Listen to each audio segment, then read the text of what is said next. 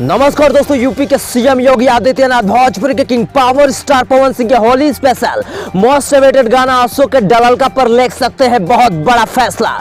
जी हाँ दोस्तों, जब से पावर स्टार पवन सिंह अपने मोस्ट अवेटेड अपकमिंग गाना अशोक के डललका को सोशल मीडिया पे पोस्ट किया है, तब से इस गाने का खूब इंतजार किया जा रहा है और हर तरफ इसकी वाहवाही हो रही है। पावर स्टार पवन सिंह ने अपने होली स्पेशल गाना पोस्टर को जो सोशल मीडिया पर पोस्ट किया है, उसमें वो गाल में गुलाल लगाए भोजपुरी के शेरनी डिंपल सिंह के साथ नजर आ रहे हैं। साथ में इस गाने को डीआरएस म्यूजिक ऑफिशियल चैनल पर रिलीज किया जाएगा। दोस्तों आपको बता दें कि पावर स्टार पवन सिंह और उनकी साली डिंपल सिंह के इस होली स्पेशल लुक को देखकर दर्शक खूब चर्चाएं कर रहे हैं। कोई इस गाने को 300 मिलियन व्यूज लाने की बात कर रहा है, तो कोई कह रहा है कि यह भोजपुरी का म्यूजिक बॉक्स ऑफिस का सारा रिकॉर्ड तोड़ देगी। तो आइए जानते हैं कि योगी जी का क्या है बड़ा फैसला पवन सिंह के होली गाने के ऊपर।